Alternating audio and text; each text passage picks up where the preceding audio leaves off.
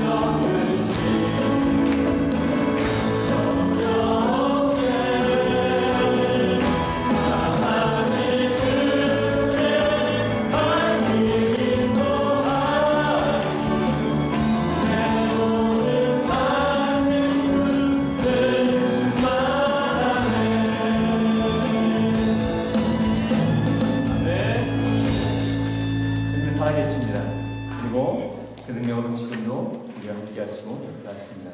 그 능력의 주님을 함께 다시 한번 이 시간을 찬양하며 주 앞에 나아가도록 하시겠습니다.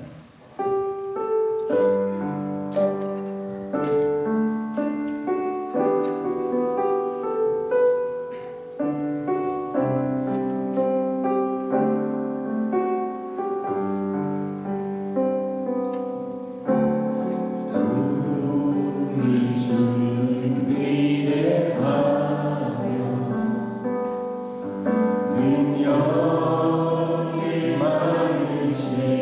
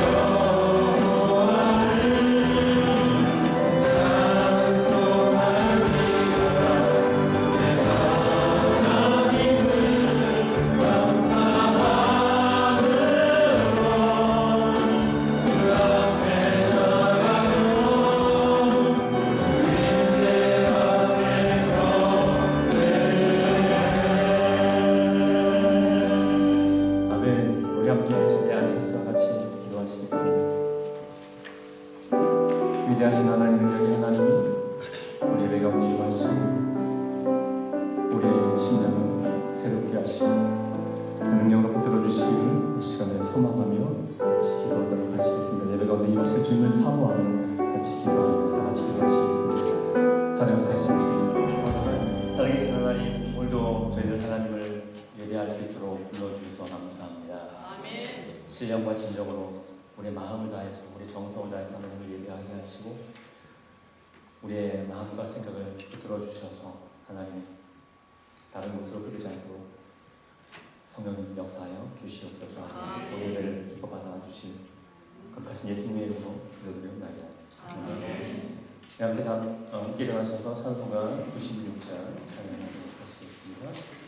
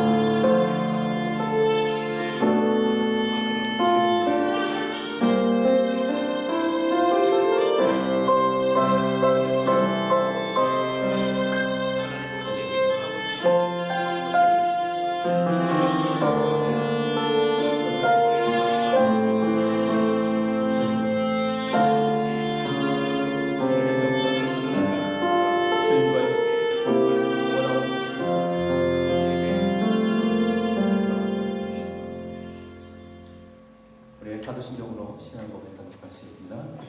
전능하사 천지를 만드신 하나님 아버지를 내가 믿사오니 그 외아들 우리 주 예수 그리스도를 믿사오니 이는 성령으로 잉태하사 동정녀 아래에 하시고 문비로 그들에게 원하는 가르사 십자가에 못 죽으시고 장사하니 사흘 만에 죽음과 가운데서 다시 일어나셨습니다.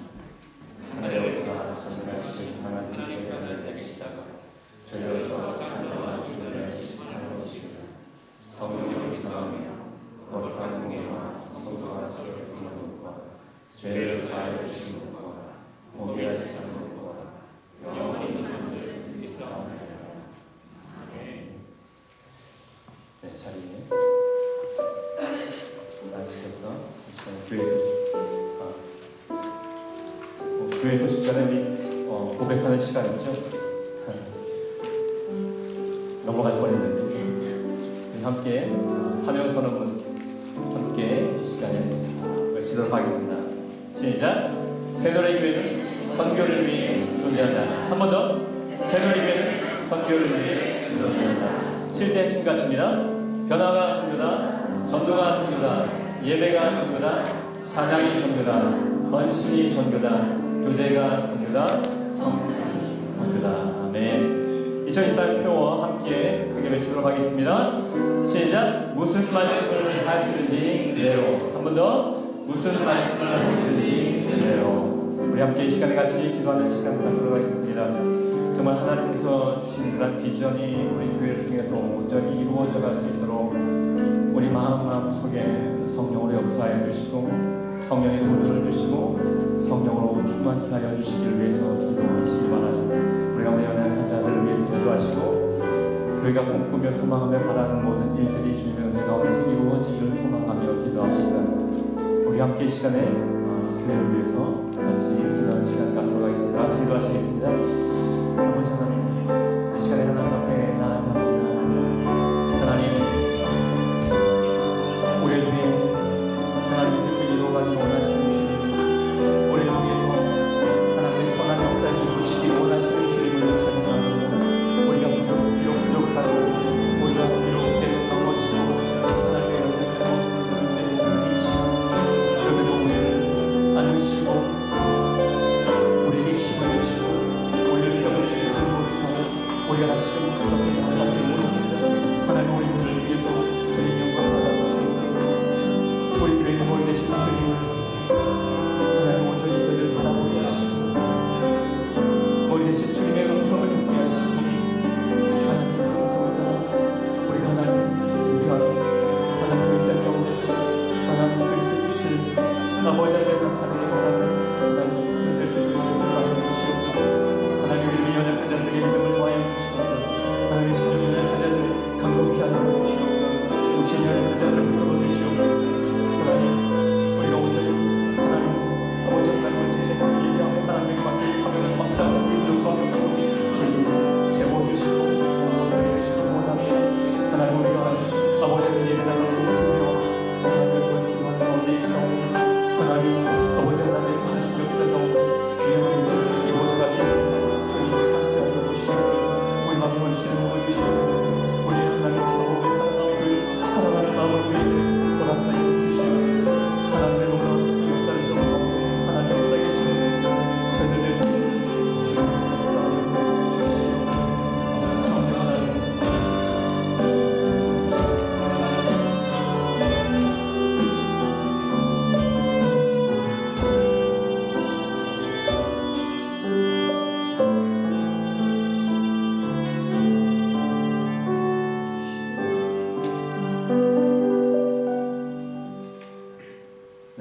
교회 소식 말씀드리겠습니다.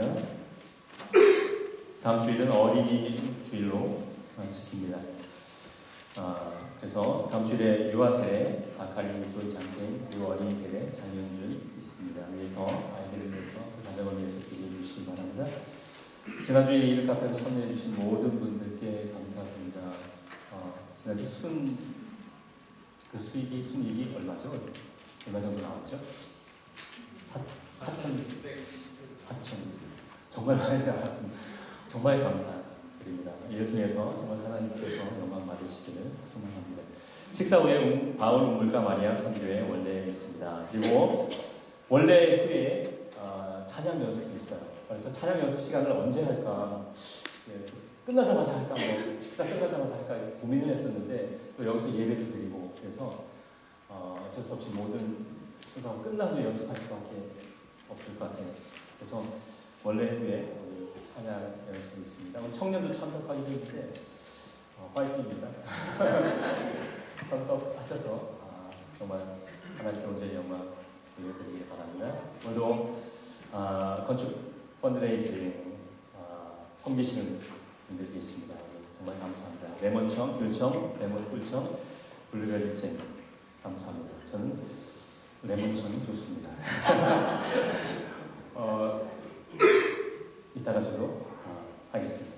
우리 날 목사님, 우리 로트로와 달리 하나님교회 제일 헌신대를 우리 다 계시는 마침 일찍 하셨는데 오가는 길 정말 안전하게 갔다 오실 수 있도록 그래서 기도해 주시기 바랍니다.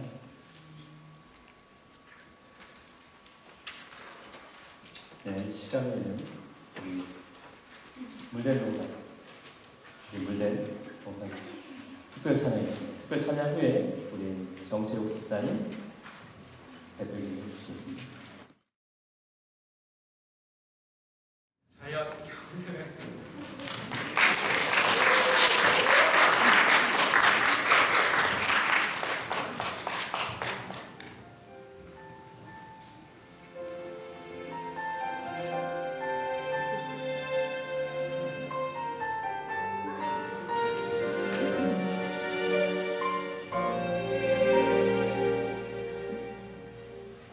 세상을 살아가는 동안에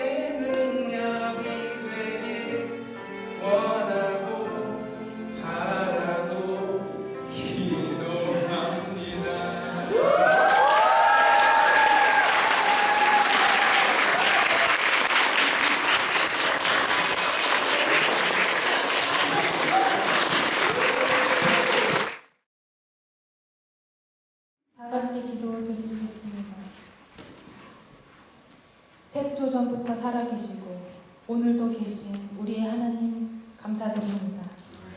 연약하고 어리석은 저희들과 한 주간도 동행해 주시고 우리의 믿음과 가정과 교회를 지켜주신 주님의 사랑과 은혜에 무한 감사드립니다. 이 시간 하늘 문을 여시고 이곳을 주목해 주시고 인재하여 주시고 이곳에서 드리는 예배를 기뻐 받아 주시옵소서. 이 예배를 드리는 우리의 하나님만 생각하는 마음과 하나님의 말씀을 받는 기쁨의 충만함으로 있게 하시면서 온전히 하나님께서 말씀하시는 예배가 되게 하시고 하나님께서 받으시기에 합당한 우리의 마음을 드리게 하여 주시옵소서. 이 시간 저희의 귀를 열어주시옵고 하나님께서 우리에게 주시는 말씀에 귀를 들리게 하시고 그 말씀이 생명이 되어 죽었던 모든 은혜와 감사의 마음들이 회복되고 침체되고 연약했던 우리의 영이 회복되는 단비를 부어주시옵소서. 또한 말씀 가운데 능력을 더하시고 상한 마음이 온유해지며 영혼과 육신이 치유되며 성령님의 역사하심이 충만한 우리를 되게 하여 주시옵소서. 특별히 말씀의 권세 있음을 알게 하시어서 때로는 위로하심으로 때로는 경고하심으로 때로는 채찍질로 우리를 두렵고 떨림 속에 하나님께 속한 자의 깨달음이 있어 하나님 안에서 성장한 사람의 사랑을 나눌 수 있게 하여 주시옵소서. 주님, 우리 새누리교회를 사랑하여 주심을 감사드립니다. 어린아이부터 장년에 이르기까지 모두가 사랑스러움으로 허락해 주심에 감사드립니다. 더욱더 감사하기는 우리가 있기에 아버지 주님 하늘의 소망을 두고 감사합니다. 더욱더 예수님을 닮아가는 사랑스러움으로 서게 하는 은혜를 더하여 주시옵소서. 먼저선 세대들의 기도하시는 은혜를 본받게 하시옵고 다음 세대들에게 기도하는 은혜를 물려줄 수 있는 우리 새누리 장로교회 모든 성도들 되게 하여 주시옵소서. 아버지 지난 주일 모든 일정 속에 함께해 주심을 감사드립니다. 앞으로 다가올 해밀턴 선교를 준비하는 모든 일과 그날에 함께하실 하나님을 기대하며 소망할 수 있게 하시고 성령님의 특별한 은혜로 그곳의 아이들에게 하나님의 살아계심과 은혜를 온전히 전하게 하여 주시옵소서. 성전 건축과 다른 모든 교회 사업과 모든 계획 안에서 일일이 간섭해 주시옵고 우리를 하나님 안에서 지혜롭게 하사 사용하시는 일꾼들로 세워주시고 우리의 헌신이 충성이 지혜로움이 우리가 하나님을 영화롭게 하는 데에만 쓰임받게 하여 주시옵소서. 오늘은 특별히 이재용 목사님이 로토루아에 있는 갈릴리 한인교회로 재직 헌신 예배로 인도하시려 하나님께서 부르신 줄 압니다. 귀한 예배를 받아주시옵고 세워지는 모든 일꾼들 모두 교회와 하나님 나라를 세우는 데 쓰임받는 참 일꾼들 되게 하여 주시옵소서. 우리 목사님 돌아오시는 길도 지켜주시고 피곤치 않게 하여 주시옵고 그리고 오늘 저희들에게 말씀 전해주시는 장봉원 목사님 성령님의 함께하심으로 인도하여 주시고 우리들은 그 은혜의 말씀을 온전히 받는 은혜의 시간이 되게 하여 주시옵소서. 아멘. 청년들을 위해 수고와 사랑을 아끼지 않으시는 김보영 전도사님과 꿈땅 아이들을 위해 수고해 주시는 두 분 사모님들을 축복하여 주시옵소서. 우리 성도들이 교역자 모든 분들의 수고와 사랑을 알게 하시고 그러므로 우리 모두 안에 서로가 감사와 사랑과 은혜만 있어 하나님 나라를 서로 보게 하여 주시옵소서. 오늘도 우리 중심에서 하나님만 계심을 소망으로 고백하오며 이 예배를 홀로 영광받아 주시옵소서. 예수님의 이름으로 기도드립니다. 찬송가 352장 찬양하시면서 준비해서 마치겠습니다.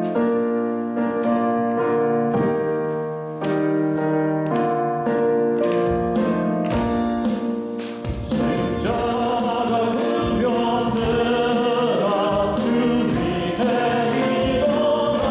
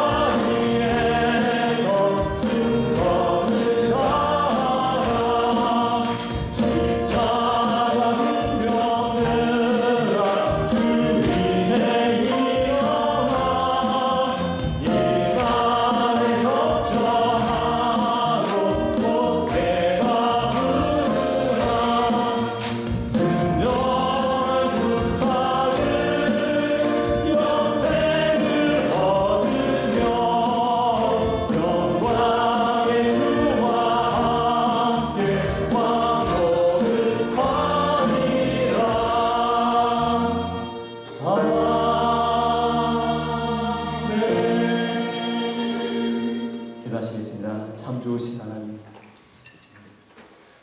우리가 이 땅에서 누리고 있는 모든 것이 하나님으로부터 왔음을 고백합니다. 우리가 받지 않는 것이 하나도 없음을 고백합니다. 모든 것을 받았습니다. 그 하나님의 은혜에 감사하며 이 시간 예물 드리오니 주님 받아주시옵소서. 선하신 일에, 선한 일에, 하나님이 기뻐하시는 일에 사용될 수 있도록 주님 저희들에게 지혜 주시고 하나님 저희에게 바른 분별력을 허락하여 주시옵소서. 하나님 나라를 위해서 아름답게 사용될 수 있도록 역사하여 주시고 하나님 드림으로 인해서 우리의 마음을 기쁘게 하시고 우리의 심령 속에, 우리의 삶 속에 하나님의 나라를 누리게 하여 주시옵소서. 감사합니다. 영광 받아 주시옵소서. 거룩하신 예수님의 이름으로 기도드리옵나이다. 아멘. 오늘의 성경 말씀은 사무엘상 17장 31절에서 40절입니다. 어떤 사람이 다윗이 한 말을 듣고 그것을 사울에게 전하였으므로 사울이 다윗을 부른지라. 다윗이 사울에게 말하되 그로 말미암아 사람이 낙담하지 말 것이라. 주의 종이 가서 저 블레셋 사람과 싸우리이다 하니 사울이 다윗에게 이르되 내가 가서 저 블레셋 사람과 싸울 수 없으리니 너는 소년이요 그는 어려서부터 용사이니라. 다윗이 사울에게 말하되 주의 종이 아버지의 양을 지킬 때에 사자나 곰이 와서 양떼에게 새끼를 물어가면 내가 따라가서 그것을 치고 그 입에서 새끼를 건져내놓고 그것이 일어나 나를 해하고자 하면 내가 수염을 잡고 그것을 쳐 죽였나이다. 주의 종이 사자와 곰을 쳤은즉 내가 살아계시는 하나님의 군대를 모욕한 이 할례받지 않은 블레셋 사람이리이까 그가 그 짐승의 하나같이 되리이다. 또 다윗이 이르되 여호와께서 나를 사자의 발톱과 곰의 발톱에서 건져내셨은즉 나를 이 블레셋 사람의 손에서도 건져내시리이다. 사울이 다윗에게 이르되 가라 여호와께서 너와 함께 계시기를 원하노라. 이에 사울이 자기 군복을 다윗에게 입히고 노투구를 그의 머리에 씌우고 또 그에게 갑옷을 입히매 다윗이 칼을 군복 위에 차고는 익숙하지 못하므로 시험적으로 걸어보다가 사울에게 말하되 익숙하지 못하니 이것을 입고 가지 못하겠나이다 하고 벗고 손에 막대기를 가지고 시내에서 매끄러운 돌 5을 골라서 자기 목자에 재고 곧 주머니에 놓고 손에 물매를 가지고 블레셋 사람에게로 나아가리라. 아멘.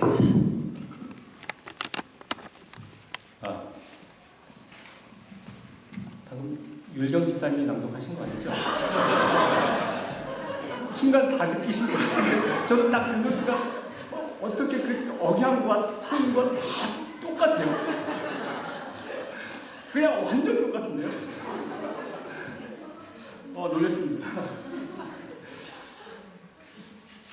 여러분, 우리가 세상을 그리고 인생을 바라볼 때 어떤 사람은 한쪽으로 치우쳐서 너무 비관적으로 바라봅니다. 비관주의의 사전적 의미는 이렇습니다. 인생을 어둡게만 보아 슬퍼하거나 절망스럽게 여기는 태도, 이게 비관주의라는 의미입니다. 우리는 살아가면서 어려운 일 만나고 슬픈 일 만나고 절망스러운 순간들을 만날 수밖에 없습니다. 하지만 이런 순간들이 계속될 때는 비관하게 되죠. 아무리 노력을 해도 넘을 수 없는 그런 장벽들을 만날 때 이것저것 시도해보지만 실패가 계속 될 때 혹은 바뀌지 않는 이 세상의 모습, 세상의 부조리와 세상의 그런 모순들을 지속적으로 경험할 때 사람들은 세상과 인생에 대해서 좀 비관적으로 생각을 합니다. 그러면 결국은 이제 뭐 될 대로 되라는 식으로 체념하거나 혹은 심각하게는 극단적으로 스스로 생을 마감하기도 합니다. 여러분, 그렇다면 세상과 인생에 대해서 긍정적으로 생각하는 그런 낙관주의는 괜찮은 걸까요? 비관보다는 좀 낫다고 생각하실 수도 있겠지만 지나친 낙관주의 역시 매우 위험해요. 저는 이런 극단적인 낙관주의를 그러니까 근거 없는 낙관주의 혹은 잘못된 근거에 의한 낙관주의라고 말하고 싶습니다. 어떤 사람은 성향상 좀 낙천적인 사람이 있습니다. 그냥 세상을 밝게 보려고 하죠. 그런 사람 만나면 좋죠, 기분이. 그런데 어떤 사람은 그냥 근거 없이 그냥 막연히 잘 될 것이라고 생각하는 사람들도 있어요.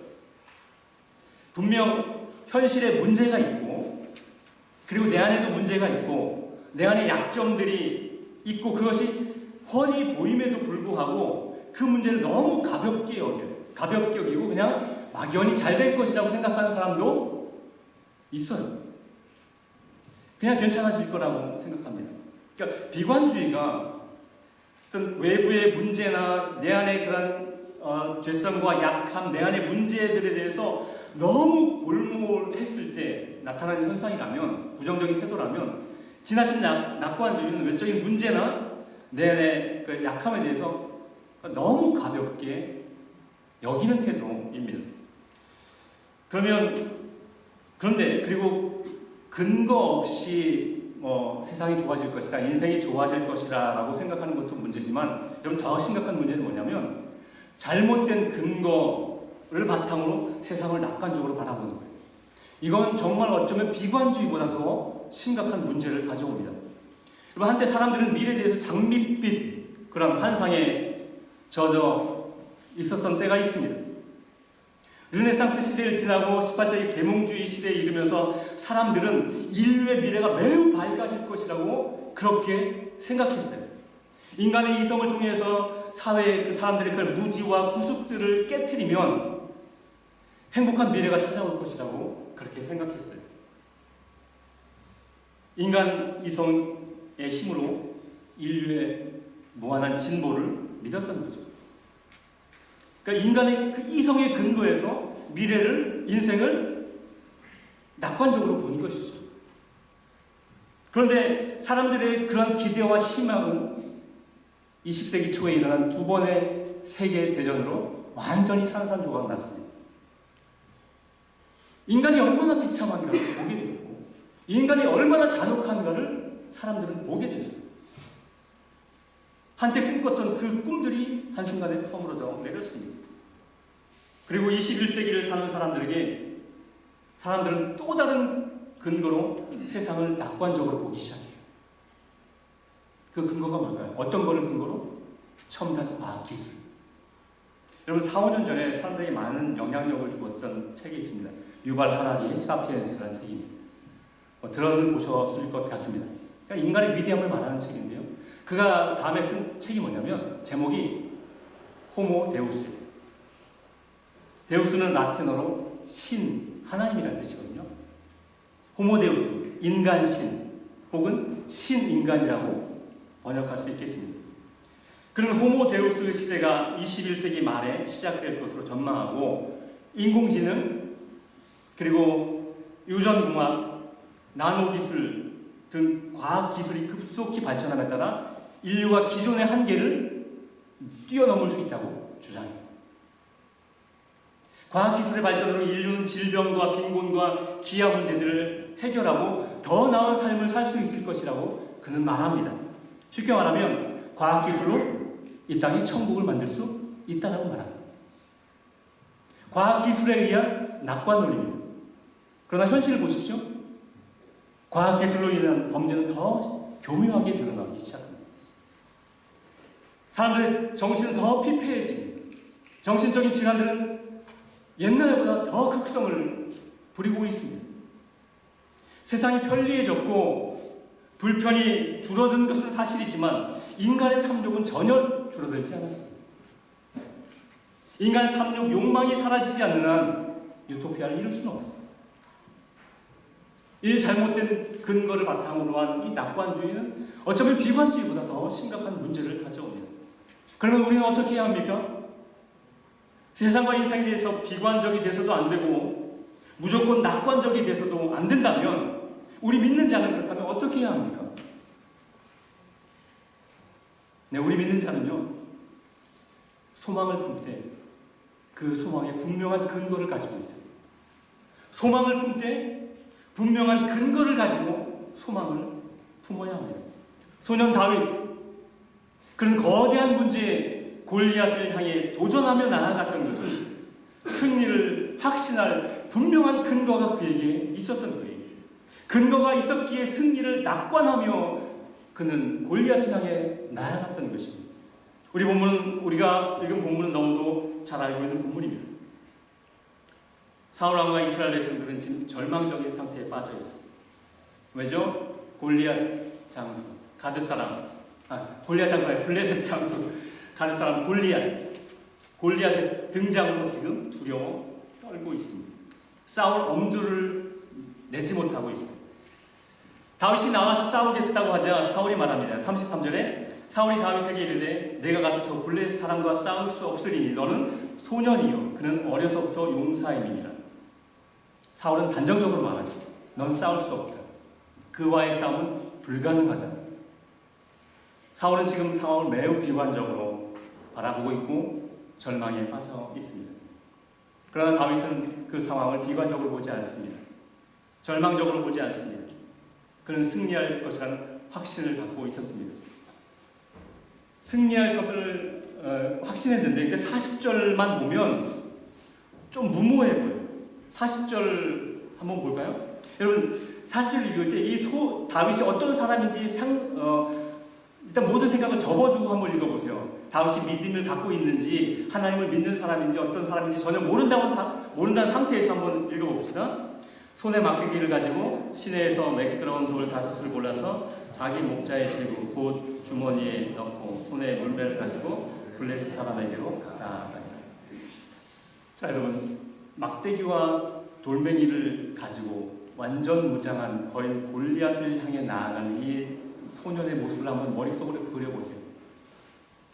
지금 이 소년이 믿음이 어떤지 몰라요. 그렇다면 어떤 생각이 듭니까? 바보 아닙니까? 좀 덜 떨어진 것 같지 않습니까? 그런데 다윗이 바보가 아니라면 뭔가가 있는 거죠. 막대기와 돌멩이가 아닌 그가 붙들고 있는 무언가가 있는 것 아닙니까? 다시 말하면 승리를 확신할 근거가 그에게 있었던 거예요. 그는 막연히 잘 될 것이라고 생각하고 골리앗을 향해 나아갔던 것이 아닙니다. 그에게는 분명한 근거가 있었어요. 여러분, 우리의 세상을 너무 비관적으로 바라보아서는 안 됩니다. 세상이 돌아가는 모습을 보면서, 세상의 그 타락한 모습을 보면서 지나치게 비관하지 않아야만 합니다. 그러나 또한 세상의 문제의 그 심각성을 그냥 외면한 채, 도외시한 채 아무런 근거도 없이 좋아질 것이라고 생각해서도 역시 안 됩니다. 우리는 소망을 가져야 하는데 그 소망은 분명한 근거가 있는 소망이어야 한다는 것입니다. 다윗은 어떤 근거로 골리앗과의 싸움에서의 승리를 확신했을까요? 무엇이 그로 하여금 거대한 문제에 과감히 도전하는 용기를 내게 했던 것일까요? 과연 무엇이 그로 하여금 담대히 골리앗을 향해 나아가게 했던 것입니까? 그 근거가 무엇입니까? 다윗의 담대함의 첫 번째 근거는 이것입니다. 살아계신 하나님을 일상의 삶에서 경험했다는 거예요. 34절, 35절입니다. 다윗이 사울에게 말하되 주의 종이 아버지의 양을 지킬 때에 사자나 곰이 와서 양떼에서 새끼를 물어가면 내가 따라가서 그것을 치고 그 입에서 새끼를 건져내었고 그것이 일어나 나를 해하고자 하면 내가 그 수염을 잡고 그것을 쳐 죽였나이다. 지금 다윗이 자신이 잘했다고 자랑하는 게 아닙니다. 37절을 보십시오. 또 다윗이 이르되 여호와께서 나를 사자의 발톱과 곰의 발톱에서 건져내셨은즉 나를 이 블레셋 사람의 손에서도 건져내십니다. 자기 자랑하는 것이 아니라 누가 했다고 말합니까? 하나님이 하셨다고 말합니다. 다윗은 아버지의 그 양떼를 지키면서 하나님의 구원의 손길을 경험했고 그 속에서 하나님을 찬양했어요. 위로 그 7명의 형들이 있지 않습니까? 형들은 지금 이제 얼마 전에 다음 왕을 세우려고 온 사무엘에게로 다 갔을 때에 다윗은 혼자 묵묵히 자신의 맡은 일을 감당했어요. 나라의 왕이 되는 것도 중요했지만 다윗은 자신에게 맡겨진 그 일상의 일들을 성실하게 감당하는 것 역시 똑같이 중요했던 것입니다. 다윗은 그 일상의 삶에서 살아계신 하나님을 경험했어요. 하나님이 함께 하신다는 것을 경험했습니다. 다윗은 자신이 목자의 일을 하면서 양을 돌보면서 선하신 목자 대신 참 목자이신 하나님을 만났습니다. 하나님을 경험했습니다. 그리고 고백합니다. 여호와는 나의 목자시니 내게 부족함이 없으리요. 사람들은 큰 집회, 큰 행사, 큰 프로젝트, 큰 일을 하면서 큰 계획을 세우면서 그것을 통해서만 하나님의 살아계심을 경험할 수 있다고 생각하는 경향이 있는 것 같아요. 혹은 골리앗과 같은 커다란 문제를 만나야 그 속에서 제대로 하나님을 경험할 수 있을 것이라고 생각하는 사람들도 있는 것 같습니다. 그러나 매일 단조로운 일상의 삶에서 평범하기 그지없는 하루의 일들 속에서 하나님의 함께하심을 누리지 못하는 자가 과연 용감하고 담대하게 골리앗과 같은 문제를 향해 나아갈 수 있을까요? 때때로 닥치는 인생의 커다란 문제들 앞에 낙담하지 않고 끝까지 견디며 싸울 수 있는 근거는 매일 찾아오시는 하나님을 만나는 거예요. 매일 그분의 음성을 듣는 거예요. 하나님은 오늘 저와 여러분을 지금 예배당으로 부르셨어요. 교회로 부르셨습니다. 그러나 그 하나님 또한 여러분을 주방으로 부르시고요. 직장 사무실로 부르시고 평범한 일터로 하나님은 저와 여러분을 부르십니다. 그 일상의 삶에서 하나님께서 주시는 작은 승리를 경험할 때 우리는 확신을 가지고 더 큰 문제와 도전 앞에 우리는 담대히 나아갈 수 있는 것입니다. 사랑하는 여러분, 단조로운 일이라고 주목받지 못하는 일이라고 대충 얼렁뚱땅 넘어가지 마십시오. 허드슨 테일러가 이렇게 말했습니다.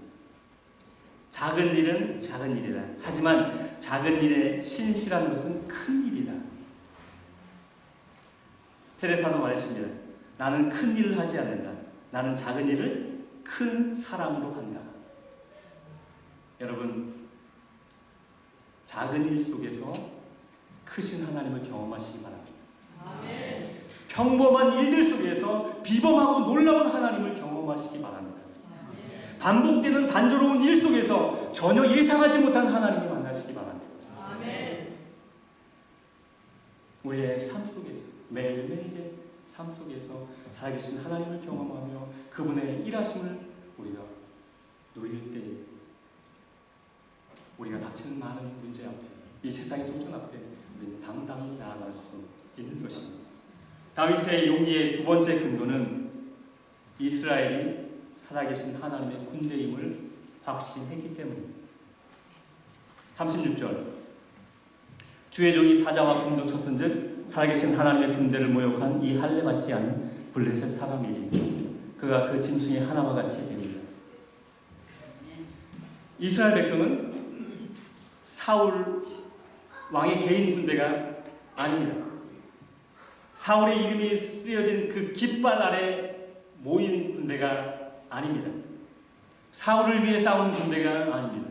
이스라엘은 하나님의 군대입니다. 여호와 하나님의 이름으로 일컬음을 받는 군대입니다. 골리앗은 이 하나님의 군대를 모욕했습니다.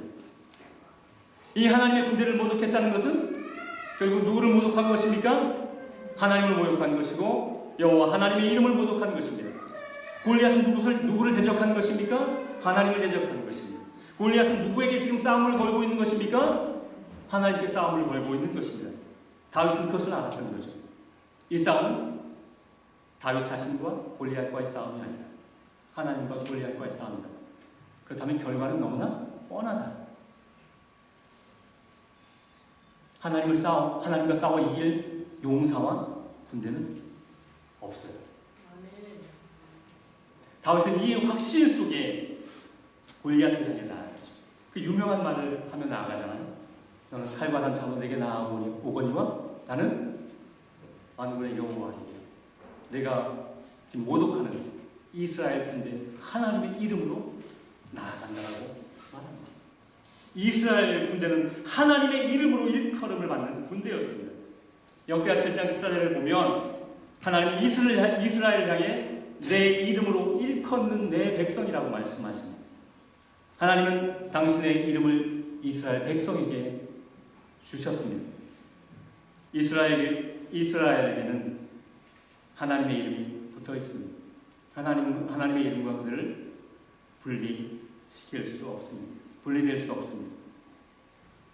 그들은 그 누구의 백성이 아니라 여호와 하나님의 백성, 여호와의 군대. 이스라엘을 부를 때 하나님의 이름이 같이 불려집니다. 여호와의 백성, 여호와의 군대. 우리는 하나님의 거룩한 백성입니다. 우리는 예수 그리스도의 사람입니다. 즉 그리스도인입니다. 우리도 하나님의 이름으로 일컬음을 받는 존재라는 것. 저와 여러분 하나님의 이름으로 일컬음을 받는 백성입니다. 따라서 세상이 우리에게 도전해 온다는 것은 누구에게 도전하는 것입니까? 예수 그리스도께 도전하는 것입니다.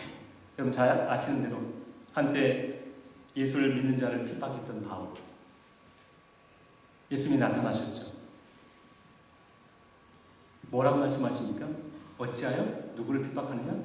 나를 핍박하느냐. 어찌하여 나를 핍박하느냐? 예수님께서 그렇게 말씀하셨어요. 예수의 이름이 있는 자를 핍박하는, 예수의 이름으로 일컬음을 받는 그 백성을 핍박하는 것은 누구를 핍박하는 것이라고요? 예수를 핍박하는. 예수 이름 있는 자에게 도전하는 것은 예수 그리스도에게 도전하는 것입니다. 결국 우리의 승리는, 우리가 승리할 수 있는 근거는 우리에게 있는 것이 아닙니다. 내가 소망을 품을 수 있는 근거가 내게 있는 것이 아니에요. 머지않아 열매 맺히고 웃음소리 넘쳐나리라, 이렇게 찬양할 수 있는 근거는, 그날을 소망할 수 있는 근거는 우리의 이성과 우리의 노력과 과학 기술이 아니라는 것입니다. 그 근거는 우리가 예수의 이름으로 일컫는 자들이라. 우리에게는 예수의 이름이 있습니다. 다윗은 하나님의 이름으로 골리앗을 물리쳤고 베드로와 요한은 예수의 이름으로 안진뱅이를 일으켰습니다. 은과 금은 내게 없거니와 내게 있는 것을 내게 주노니 나사렛 예수의 이름으로 일어나 걸으라. 예수의 이름으로. 여러분, 하나님께서 우리의 기도를 들으신다는 확신의 근거는 무엇입니까? 우리가 하나님 앞에 기도하는데 나의 기도를 하나님께서 들으신다는 확신의 근거는 무엇입니까? 여러분, 저와 여러분은 하나님께 간청할 자격이 없습니다. 만약에 내가 간구할 자격이 있다라고 생각하는 것은 마치 이런 것과 같습니다. 지금은 뭐 온라인으로 다 하지만 아버지 그 통장 계좌에 돈이 있는데 돈을 찾으려고 은행에 가서 청구서에다 자기 이름을 사인합니다. 누구의 이름이 필요해요? 아버지의 이름이 필요해요. 아버지의 이름으로 청구해야죠. 나는 자격이 없어요. 오직 예수의 이름으로 가능합니다. 그러니까 기도를 끝마치기 위해 형식적으로만 예수님의 이름으로 기도합니다. 이게 아니에요. 하나님께서 나의 기도를 들으신다는 확신의 근거는 오직 예수 그리스도의 이름에 있다는 것입니다. 그 마음으로 우리는 하나님 앞에 나아가요. 우리에게 근거가 없어요. 우리는 정체성 얘기를 많이 하는데 다니엘 기도에서도 뭐 송지은 자매도 정체성 얘기했고 첫째날 목사님도 정체성 얘기를 하도 많이 해서 좀 지겨울 수도 있겠는데 아닙니다. 지겨운 게 아니에요. 정말 중요합니다. 정말 중요해요. 나는 누구인가? 나는 하나님의 군대인가? 하나님의 이름으로 일컬음을 받는 백성인가? 이거 정말 중요합니다. 만왕의 왕이신 예수의 이름과 함께 불려지는 존재입니다. 나는 누구인가? 여러분, 인생에 중요한 질문 5가지가 있다고 하지 않습니까? 뭐 철학적인 질문이지만 사실 철학적인 질문이 아니라 실제적인 질문입니다. 우리는 어디에서부터 왔는가? 두 번째, 우리는 누구인가? 세 번째, 우리는 왜 이 땅에 살아가고 있는가? 네 번째, 우리는 어떻게 살아가야 하는가? 마지막으로, 우리는 어디를 향해 가고 있는가? 우리는 어디서부터 왔습니까? 하나님. 우리는 누구입니까? 거룩한 하나님의 백성. 우리는 왜 이 땅에 살아가고 있습니까? 하나님의 영광을 위해 살아갑니다. 우리는 어떻게 이 땅을 살아갑니까? 하나님의 삶의 방식, 하나님이 보여주신 그 삶의 방식으로, 하나님의 방식으로 살아갑니다. 세상의 방식이 아니라. 우리는 어디를 향해 갑니까? 영원한 본향을 향해 가는 겁니다. 이런 질문들을 우리는 하면서 확신을 갖고 답을 할 수 있어야 세상의 도전에 우리는 당당히 맞설 수 있는 것입니다. 말씀을 맺습니다. 세상은 오늘도 우리에게 도전해 옵니다. 세상의 문화는 하나님의 법에서 정말 많이 떠나 있습니다. 사람들은 인간의 삶에서 하나님의 이름을 지우려고 부단히 노력합니다. 하나님의 이름을 지워버리려고. 여러분, 유명한 책이죠. 이기적 유전자, 리차드 도킨슨 책인데, 그가 쓴 또 다른 책이 있습니다. 만들어진 신인데, 그 책을 소개한 출판사의 글을 잠깐 읽어드리겠습니다.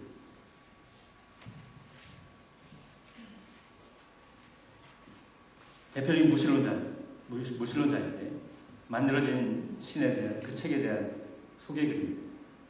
신의 존재를 의심하라. 인간의 능력을 주목하라. 신에 대한 부정은 도덕적 타락이 아니라 인간 본연의 가치인 진정한 사랑을 찾는 일이다. 신이 없어도 인간이 충분히 열정적이고 영적일 수 있다고 주장하는 그는 이 책을 통하여 이제껏 신의 이름 뒤에 가려진 인간의 참모습을 제기하고 나아가 독자로 하여금 인간에 대한 새로운 믿음을 갖도록 이끈다. 이게 세상의 모습이에요. 하나님의 이름을 지우려고 합니다. 이러한 세상에 대해서 다윗이 품었던 의로운 분노가 저와 여러분에게 있습니다. 저와 여러분 예수의 이름으로 일컬음을 받는 존재이고 매일 그분의 살아계심을 경험하며 살아가고 있다면 이 같은 세상에 대해서 의로운 분노가 있어야 마땅합니다. 세상의 도전 앞에, 그리고 우리 삶에, 우리 인생에 꺾이지 않는 그러한 문제 앞에 좌절하거나 절망하지 마십시오.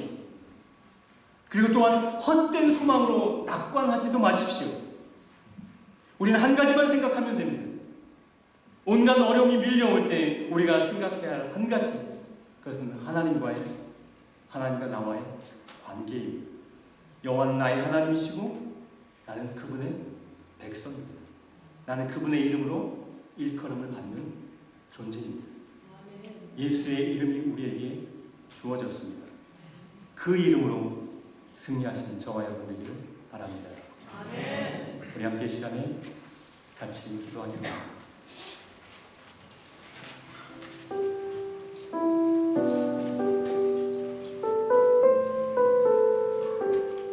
좌절하거나 낭망하고 있지는 않습니까? 자포자기하고 있지는 않습니까?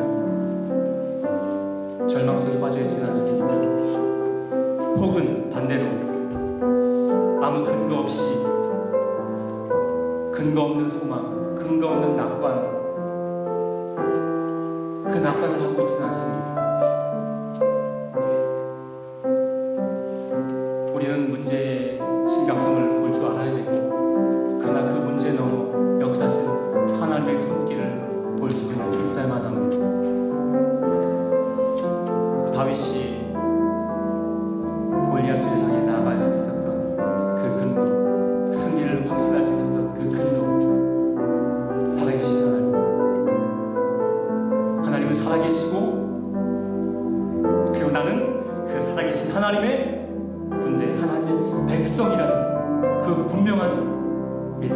그것이 있었던 것입니다. 이 시간 하나님 앞에 기도합시다. 하나님은 살아계십니다. 살아계신 하나님, 나의 삶 속에서, 나의 일터에서 만나게 하시고, 그리고 내가 하나님의 백성으로 그 이름을 믿는 자로서 그 이름을 붙들고 살아가기를 이 시간에 하나님 앞에 다짐하며 기도하는 시간을 갖도록 하겠습니다. 다 함께 기도하도록 하시겠습니다. 살아계신 아버지 하나님, 주님, 아버지 하나님, 세상의 모습을 보며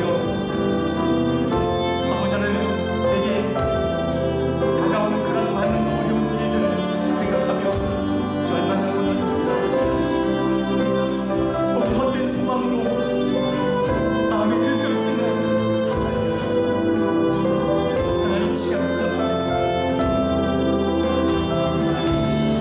내게는 상관이 없고 내게는 아무런 상관이 없습니다.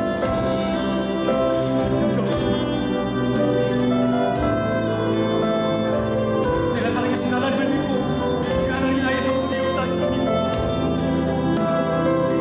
내가 그 거룩하신 하나님, 그 이름의 하나님의 백성이나 하나님의 자녀라는 사실과 그 이름을 믿는 자라는 사실,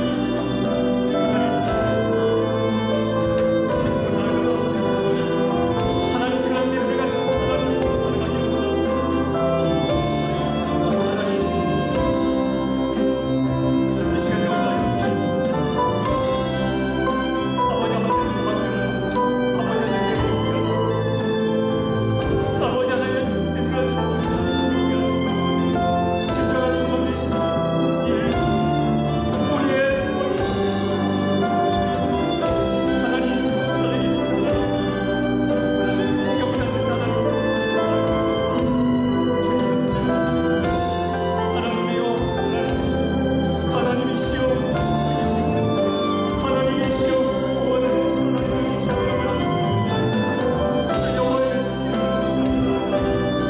하나님의 이름을 받는 아버지와 확신하는 감사합니다.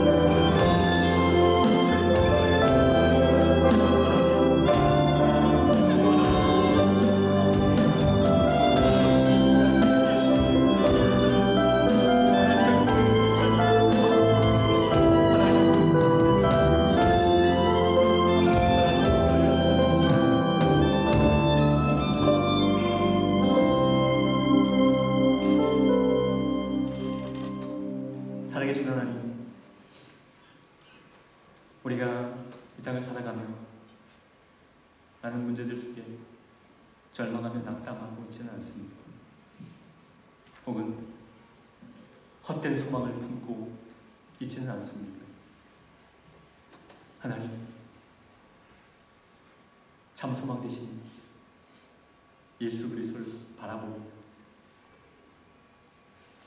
하나님, 영원 하나님이 나의 하나님이시고 그 하나님은 살아 역사하시고 하나님의 백성인 나를 돌보시고 지키시고 승리케 하신다는 그 믿음을 가지고 하나님, 저희를 살아가기를 원합니다. 주님, 우리의 눈을 열어 주옵소서. 하나님, 우리의 하나님과의 관계에 집중하게 하여 주시옵소서. 매일매일 삶 속에서 살아계신 하나님을 경험하며 하나님의 보호를 경험하며 그 이름의 능력을 경험하며 살아가는 저희들 되게 하여 주시옵소서. 감사하며 거룩하신 예수님의 이름으로 기도드리옵나이다. 아멘. 우리 함께 이 시간에 일상 다 같이 일어나셔서